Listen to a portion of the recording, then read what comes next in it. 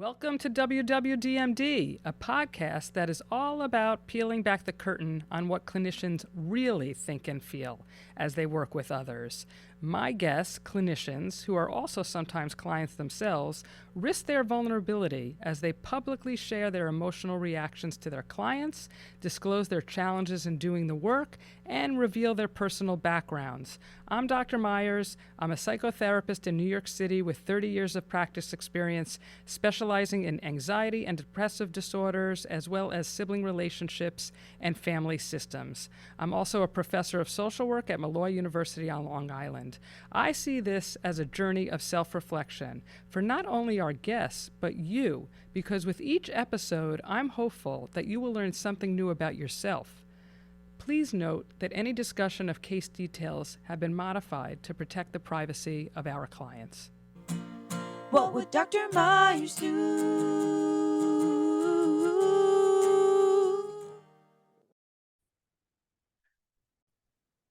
Hey everyone. Well, today we're going to pull back the curtain on the social work life that no textbook ever fully explains. I'm with Anthony Gaetani. He is an inpatient social worker at Nassau University Medical Center on Long Island, and he's a rather new professional in the field of social work and my former student. And we're diving into the surprises, the curveballs, and yes, the things that made us question what we're doing, if we want to be doing this work, and how am I going to survive? From the emotional weight that hits harder than expected to the learning on the fly moments that weren't in any syllabus, today we're talking about the realities that social work school may often leave out. Yep, we're covering it. What I wish I had learned in social work education. We'll also explore the skills you don't really learn in class and all those little practical lessons that only come from being in the field. And of course, maybe the mistakes. Anthony, you ever make mistakes?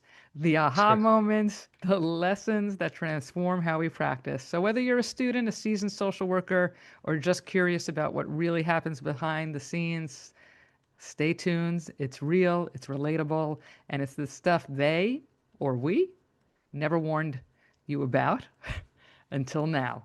So welcome back, Anthony, for the, I don't know, umpteenth time, my new Thank you. resident guest. Yes, thank you, Dr. Myers, for having me. I'm happy to be back.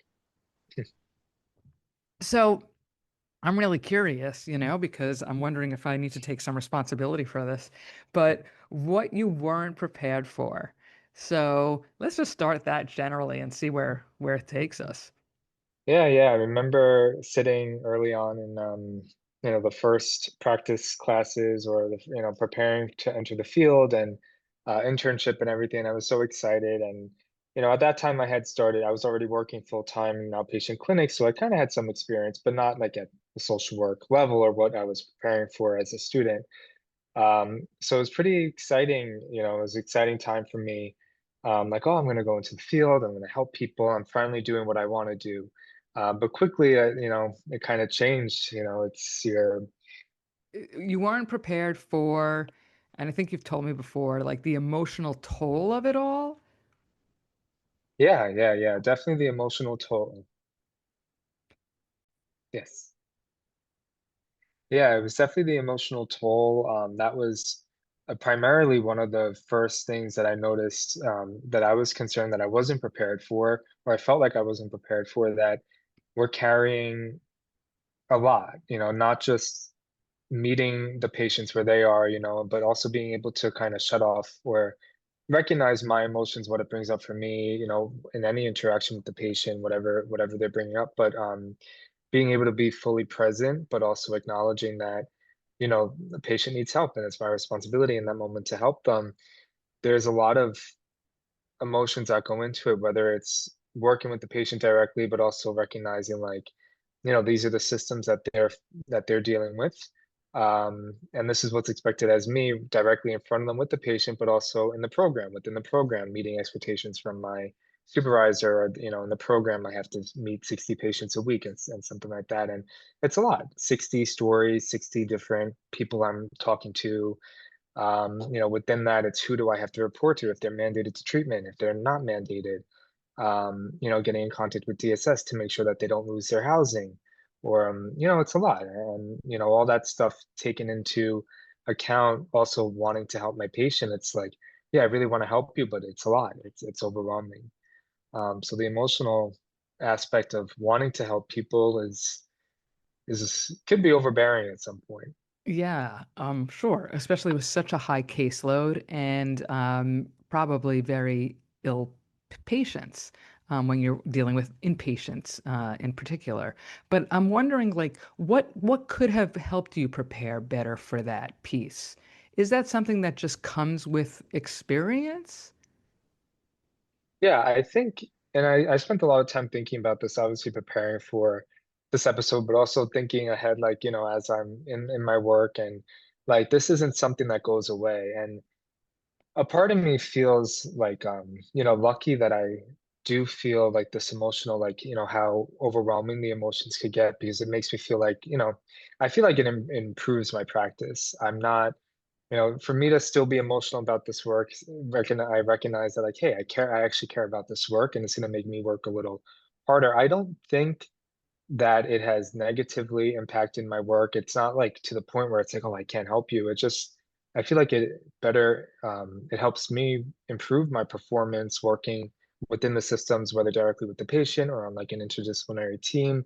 I'm definitely able to work through it. I don't think there's anything looking back that school could have prepared me for other than just saying like, hey, this is a lot of work and this is, you're going to carry this work and more maybe validating it opposed to saying like, oh, you have to, just you're going to be a robot and you're going to shut it off at some point. It's going to burn you out. Like kids, nobody, I mean, I'll speak for myself, but I don't want to be a burnt out social worker who doesn't care.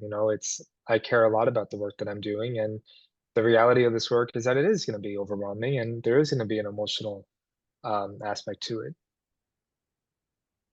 Yes. So I'm thinking in my head, about all my responses, and I don't want to come across as defensive because I'm part of social work education, but I think I have the lens of being a student, obviously, at once upon a time, and being a professor.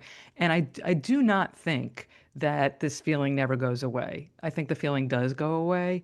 I think it takes a while. I think the emotional investment shifts, not that you care less as time goes on, but you really do learn how to kind of balance the emotional heaviness of it, just through I think the lived experience. I can't tell you how that happens, but I can tell you it does, because I mean I think I felt exactly the same way you did at the beginning. And I think you just learn how to kind of compartmentalize a little bit more. And I think we've talked about on other podcast episodes that you're a very sensitive guy. And that's probably serves you very well, and it probably serves your clients very well, but it also probably has its hindrances because maybe you over invest. And I mean, of course, I think that we should invest in our clients, but there's like a human limitation too, and that's part of the problematic system that we're operating in is to give you, 60 high crises cases. I mean, that's just not humanly possible. And I think when I was at that point, it wasn't up to 60, but still felt like an overload. You come to the realization of, you can only do what you can do with the structure that you're in. So in a way, there's a part of you that has to let go of that. I just am saying that in the sense of I don't want you to kind of feel like this is something you just have to learn how to live with. It's you will learn to adapt to it. It's not going to be forever, and that doesn't mean that you're not going to be as good of a social worker if you let go of some of that. Yeah. Yeah, I appreciate that perspective a lot. And I think, early on, and I even now, I think a lot about this idea of like there's a lot of uncertainty with this work. Like, yes, especially now I'm inpatient. So like I know, and when I leave work every day, I'm like, oh, my patients are in the hospital. I know that they're safe. And, that's a nice feeling, and but then it starts preparing for discharge and then these feelings of uncertainty or there's like there's a risk to every discharge. Did I document this correctly? Did I set up an appropriate plan where there was a patient fully engaged in this plan, or did I set this plan up more than what I want for the patient? And it's all of that. But I think something that early on that I probably could have, maybe I could have learned more of this in school or been more prepared to manage is this idea of, getting more comfortable with this idea of the risks associated or this feelings of uncertainty.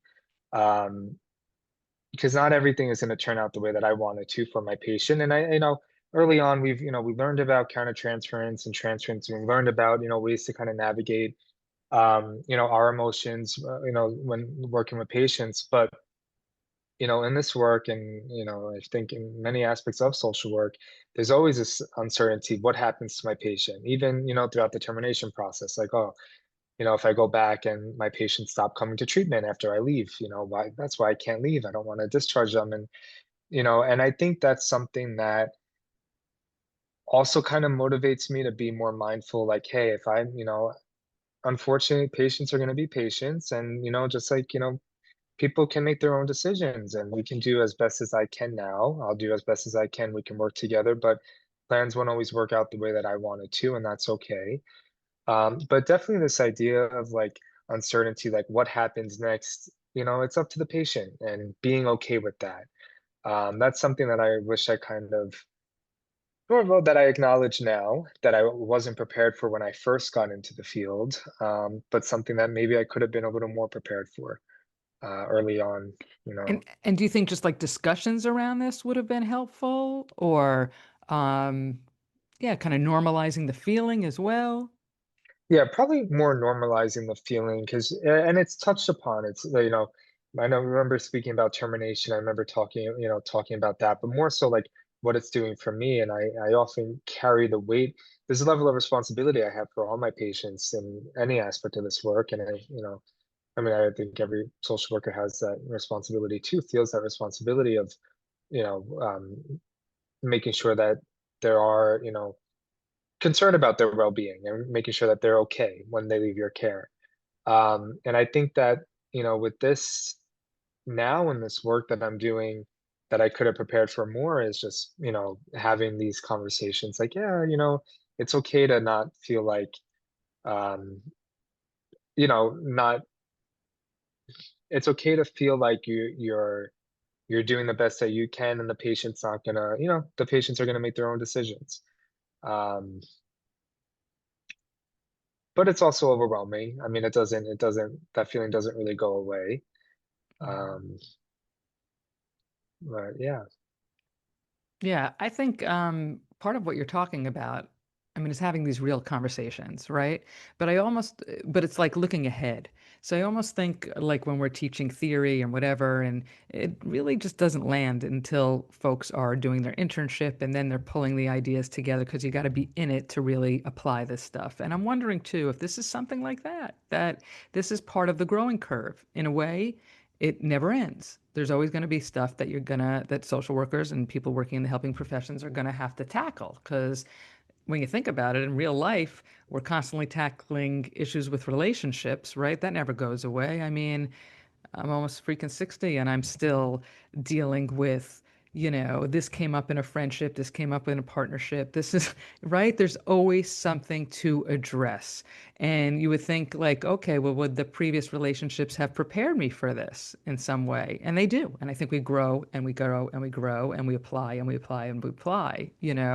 But there's always new challenges coming our way that we can never be fully prepared for in life. And then I think maybe that's okay because would life be incredibly boring if we had all the answers or we felt perfectly good about everything? And where would the sense of accomplishment be when we look back and see how we've grown? And is what you're referring to part of your not just professional development, but your personal development, which we're closely aligned in this field, right? And maybe you can't see it right now. But I often say, or have found myself say over the past few years, you wouldn't recognize me now from the person I was when, I just started out or even many years later. Um, because we have to kind of emotionally mature in many different ways. And I'm not calling you immature. I'm just saying that, we all continue to develop. I know you're stuck on my age still, right? Um, I'm just kidding. I'm just kidding. So, yeah, that's what I have to say. I think that you got to be patient with yourself. Maybe that's part of this too, because you're really not identifying anything so specific, unless there's more, and I'm open to hearing it, right? But it's more just kind of this general feeling of sitting with the uncomfortable feelings. And maybe that you weren't prepared enough just for that in general, of how uncomfortable this work can be. Yeah, yeah. And I remember, I mean, early on, I remember sitting in classes, and one of the first things is, oh, being okay, being comfortable, being uncomfortable. That was like a big thing. And, I kept, reminding myself that, and like, I'm like, oh, whatever. It's like, yes, I'm gonna be uncomfortable, whatever. But when you're actually doing the work, it's like, something that, it actually comes to real life. You're like, wait a minute, like, there are many times when I discharge or work on a discharge with the patient. I'm like, oh, I hope this works out, but who knows? It might not even work out. And then the patient comes back, and we, you know, I do a different plan or something. But yeah, I think these conversations and early on getting comfortable with the uncomfortable has been helpful with my work. But you don't realize um, how uncomfortable it could be until well, I didn't realize how uncomfortable it could be until I'm tasked with it like every day. Every day, I'm like, oh my goodness, this is like new. Like I have a new patient almost every day of the week, and I'm like, oh my God, what type of plan am I gonna think about to help this patient get out of here, or to help stabilize the patient, and what's gonna support their stabilization when they leave my care. Um, and it's helpful to work on a team again and bounce off ideas, and but ultimately it's my name goes on this discharge, and we're going to be working together to set this up. Wait, But wait, yeah, wait, wait, wait.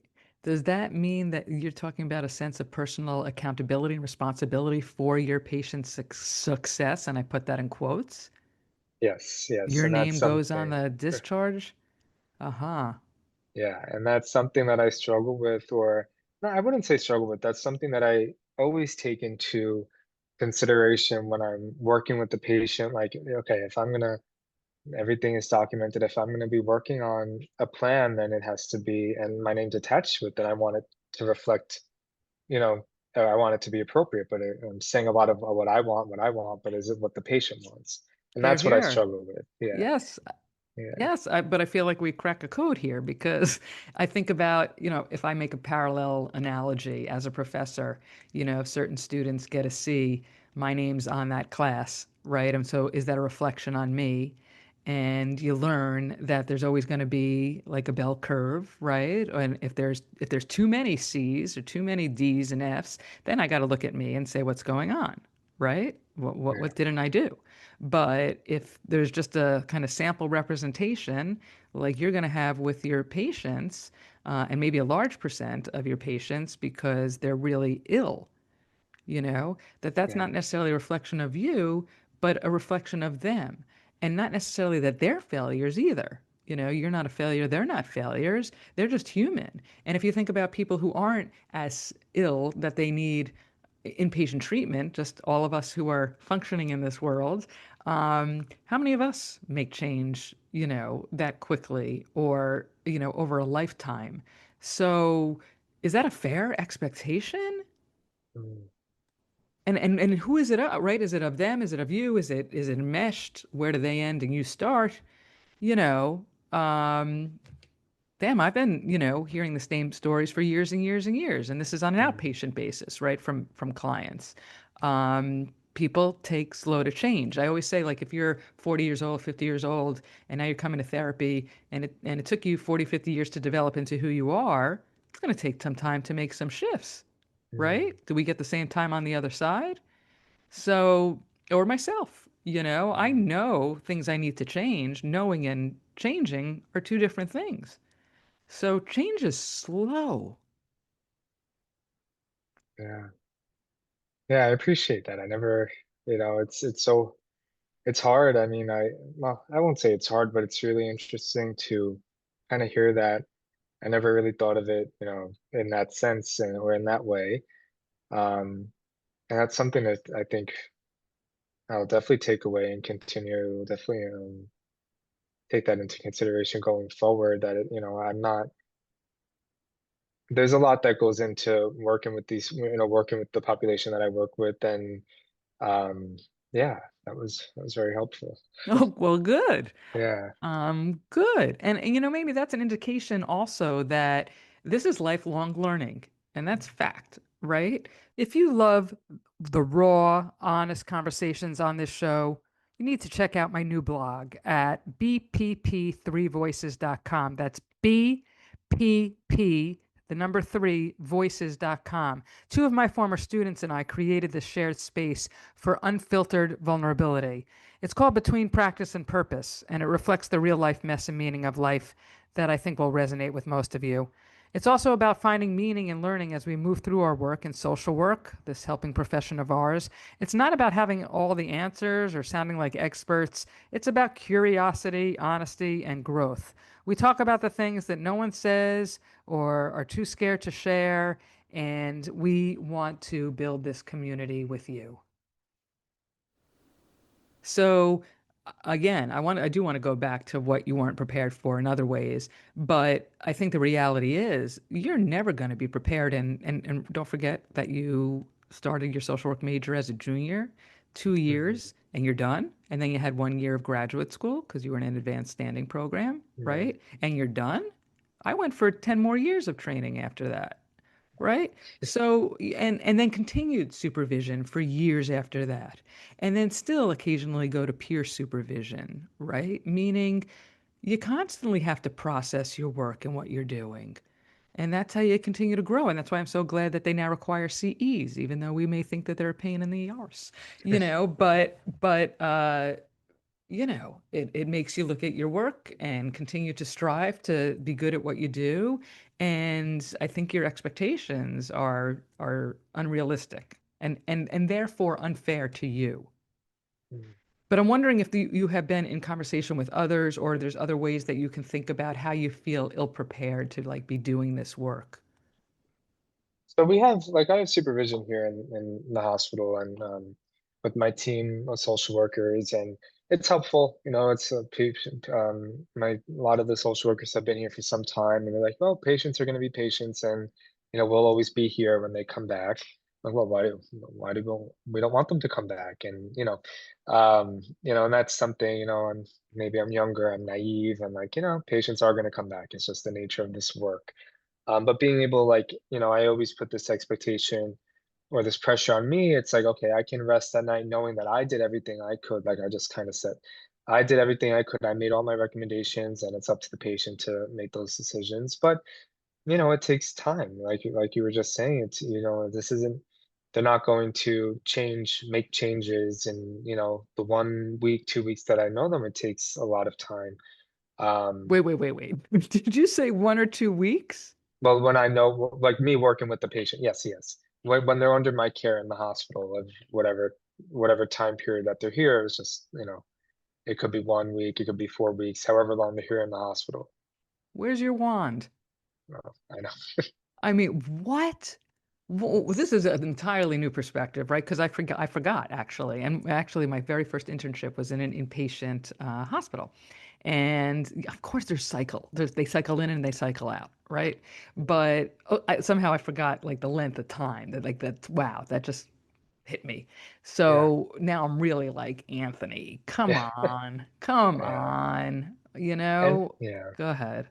And I think that like talking with my patient too, like, and I always, because some patients and their families are like, oh, I want them out. I want them out of the hospital. I let them know, oh, this is a subacute hospital. A typical stay is anywhere between 5 to 10 days. And lately, I've been reflecting on that, and every case is different. I mean, I had patients. I've had a patient here since July. Every case is very different. But um, the more that I think about that, like, oh, the average stay is anywhere between 5 to 10 days. I'm like, wait a minute, why am I'm letting patients know this. I'm letting staff, families know this.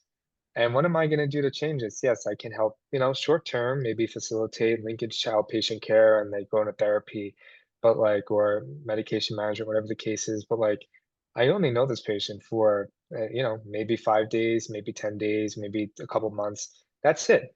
I know this much of their life when they have all of this. And every factor, social supports, financial, all the different systems that impact, patients, I can't fix it all in their short time here in the hospital. I can do my best and link them up with case management, but okay, what if case management can't reach them in the community, stuff like that.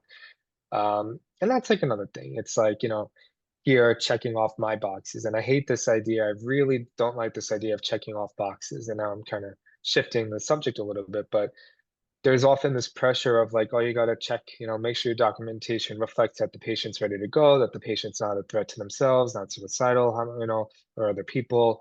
Make sure that you show that you made an attempt to get them housing, to get them case management. Like, yes, I'm doing my job. That's my expectation. Why do I have to, it should just be understood. This is what I'm going to do as a social worker. I'm going to, in this setting. Um, but everything has to reflect it. It's like it could get frustrating, overwhelming, this idea of checking off boxes to make sure that, we're protecting ourselves. And I feel like that could sometimes take away, like, but you never know. Anything could happen. There's a risk, and risk with anything, any Well, discharge or you anything. know, but maybe what you're saying too is that that's another way that you're ill prepared, I think, in terms of like the idealism of helping people and the social work field and what you can do, and the reality of the structural and systemic barriers that allow you to really implement strategies or interventions that would really prove meaningful, and that your time management as well could be well spent doing other things than, right, like certain documentations that have to show or prove to a funding source or whatever that you are aligned. I I I think we should do more of that. I think you're right. Why we don't, I don't have an answer for that. It's something worth exploring. I don't know, because that is a reality, and that can really kind of prey on your sense of achievement or accomplishment or enjoyment of the work and all of those things. Yeah, yeah. There's some real difficult pieces of the work that we do. Yeah. Yeah. And I think that's something that, every I can talk about my experience, and I think, I try to think back to when, I was in undergrad and graduate school and hearing my peers and, their experiences. And I think it's a little overwhelming because I look back at that time and I'm like, I just remember wanting to be done. And like, like I was in the field, I was like, "Oh, I just want to finish this class. I just want to start practice, pass my licensing test." And there's often this pressure of just getting through school and not, for me at least, um, not really valuing my time as a student. Um, and I wouldn't say that it was like I wasn't like I wasn't respecting my professors or respecting, what the information, but for me it was just like I just got to finish this and not being fully present, which was overwhelming. So I think if I had spent more time and if being understanding like this is yes, what my education right now, these classes are temporary, but what I'm actually doing is going to shape who I am as a professional going forward. If I had more of that, that mindset back then, I think maybe I would be, this would be easier now, Mm, or who knows, maybe it wasn't. mm. So if we had conversations, if, professors or if conversations in class were focused more like, yes, it could be overwhelming now. You want to get through this practice class, but you also have to get through all your other classes. But like, this is, internship, this is your valuable, this is what you're going to be facing every day. This isn't just, you don't need your 16 or 15 hours a week. You're going to be there 40, 50 hours a week once you finish. Um, I don't know if that was articulated clearly, but more so like just being more present back then, being more open to listening to like the reality, like, yes, Well, is that a you're gonna, reflection of something? I mean, why couldn't you do that? yes. I think I couldn't back then. I was just, there's other things, I'm like, oh, it's just internship, or it's just, yes, we have these process recordings and we're gonna do this and that. But like that was just another assignment. I didn't really feel, I was like, oh, I just got to do this, so people could read it, whatever. I didn't really feel like I was processing it. When I probably should have been. I probably should have put more effort into, like, hey, this is, yes, this is a process recording, but at the end of, this is something that's going to be used like in my future. I'm not going to be using a process recording, but I'm going to be documenting what I've done to support my patient or documenting this, um, and it's important, I think, that I looking back, I probably should have spent more time being open to these conversations back then to prepare me for where I am now. I don't know if that was Yeah, clear, but what I wonder about is since I know that there's a very common shared feeling that our program is overwhelming, that there's so much to learn, it's going so fast, there's so much assignments, so many assignments, and the material, I mean, this is coming up like now for me teaching the human behavior course, what's always come up, the feedback is from students. It moves so fast, there's so much material, it's hard to take in, right? So we know this, we've talked about it and we're not really addressing it. So we need to, because if you're just, pouring out the information but nobody's retaining it, what good is it? Right. And so I wonder if there's part of the whole educational process that's like this. As you're saying, there's so much to do, there's so much going on. People are working one job, two jobs, have other responsibilities. How can you even just be present all of the time, right? To take in what is happening and probably would have been helpful to you. So one, that's a common feeling. Two, maybe that's not all on you. Three, maybe that's something that social work programs need to look at and consider.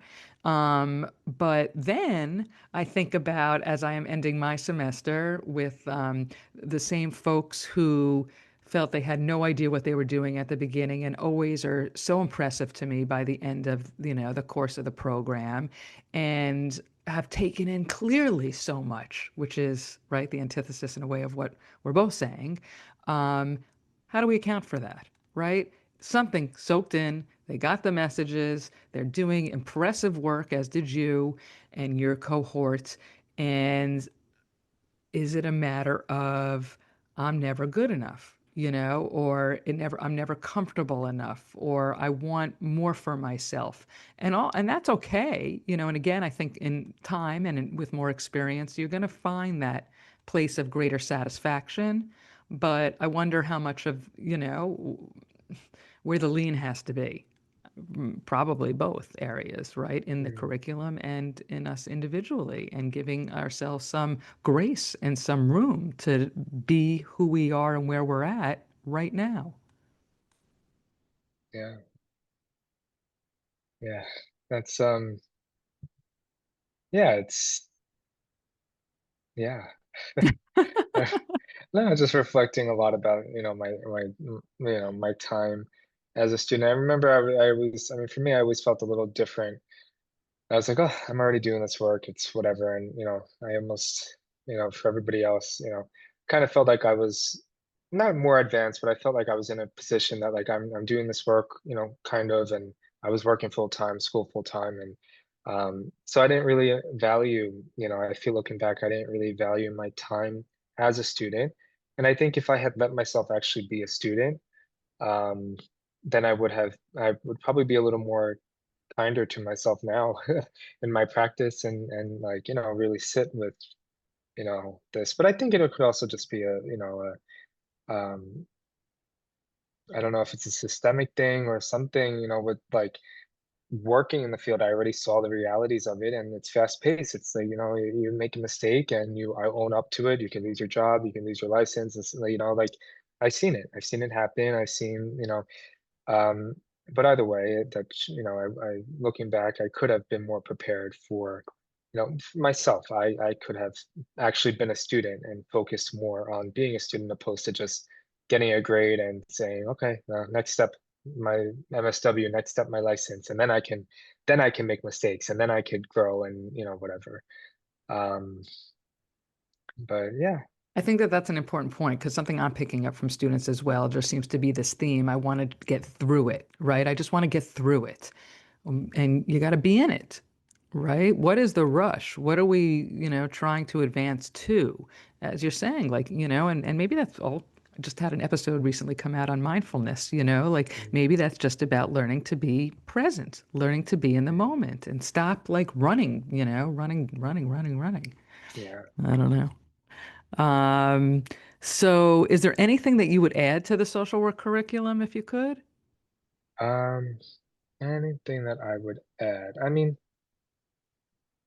It's hard to say because we have the practice or we have the internship class, or I'm forgetting what it's called. I know that's your class, the Oh, field seminar. Is that? yeah, Yeah. field practicum. Yeah. Uh-huh. We had field. Yeah. We have field, and that's, that's helpful. I mean, th- a part of me would say not so much what could be added to the curriculum, but more so like, we have like it's like supervision, right? Like I had looking back, I had supervision, group supervision at my internship, one-on-one supervision with my supervisor, and then in field seminar, I kind of figured that as supervision in a way, which was helpful, bouncing off ideas. But maybe that one-on-one, like, I don't know if it would be with like the field instructor or just like a one-on-one, just. And I know you were, I mean, you were always available, but like being able to process things separate outside of my supervisor at internship and more with you, about, we can at internship, I worry about internship and stuff, but like, what actually a lot of my supervision at that time focused more on patient care and not so much of what was coming up for me. And not really thinking about the long-term effects of like, hey, this is the reality of the work. And granted, that probably could have came up in supervision, but the way that it was structured back then was, these are my cases. I have an hour for supervision a week. I have 14 cases I need to go over, and this is what we're spending supervision doing. So maybe more of like an outline of what we can utilize supervision for, maybe if it was one-on-one with the field instructor or what to expect in supervision. I don't really remember if we already had that back then, but if that's something that No, I think that that that's could be. that's really helpful feedback. As you're talking, I'm thinking, well, first of all, the field practicum is structured more like a group supervision, right? But Mhm. there's not enough time to address everybody's needs. So I think what you're saying is like more time and room to process because when you're working with, two handfuls plus of clients, you don't have in an hour, you can't process much of that. But I think the idea has always been in the field in general that, you learn even if you're talking about one or two clients and be able to transfer that knowledge over time to others that you work with. But I think when we're all starting out, the needs of each individual feel so different, right? And there's different aspects that you want to address because you feel like you really don't know what you're doing and you care, right? And you want to do well by them and you want to feel good about the work that you're doing. And I think that that is a consistent issue in the field. Yeah, not enough time. And what I take from that is, wow, well, maybe we could offer a class on countertransference, period. Right? Like, because that is what I hope to address kind of throughout the program, right? There's strings, threads of that, like throughout. And then the field practicum, I'm always pushing, like, well, what's coming up for you?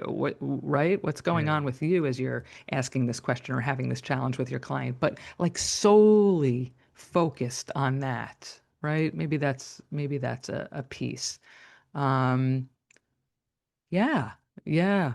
These are really good points. I don't think again that you're alone in these feelings as well, and that's what I think love about one of the purposes of this podcast is kind of to normalize what people experience as they're moving through this work, and to be another source of support. And I guess another takeaway is find that support because whatever supervision you're provided at your work, it may be great but it's never enough.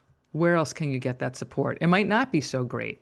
So what do you do? Do you seek outside, supervision if you have the finances to do so? Do you find a peer support group, but with people who have been in the field a little bit longer? Because it's like playing tennis. You always want to play with somebody a little better than you so that you can advance your skills. Um, do you keep reading and find the time, even though when you come home, you're so exhausted, you just want to watch, some mindless show for a little while? Right? It's about learning to kind of balance all of these things. But somebody's presentation today was putting the mask on myself first. That was like the name of the capstone, right? Which is what they teach you on an airplane, right? You got to put your mask on yourself even before you put it on your child, even though the instinct is to put it on the child. Just like, you want to help your client, help your client, help your client. But if you're not thriving, if you're not fed, how do you feed the client? Right. So, you got to figure that piece out. And that's a challenge, I think, for everybody in life and just general, right? How do we continue to sustain ourselves, find that sustenance? But that would be my suggestion from all of this. In addition to, if you're an educator out there, really review the curriculum with a different lens and think about some of the stuff that Anthony is bringing, and let's see how we can better prepare our students, other than, just we prepare for life in little bits all along the way, with learning every day as we continue to grow and develop, and taking some solace in that you can't know it all at once. Any last words on your end, Anthony? Any final advice that you would give maybe others or your younger self entering the field? Yeah, I mean, I would say the one thing that I've been focusing, especially I've been really trying to focus on is consistency is important. Being consistent is important, and it's showing up for myself, showing up for my patients.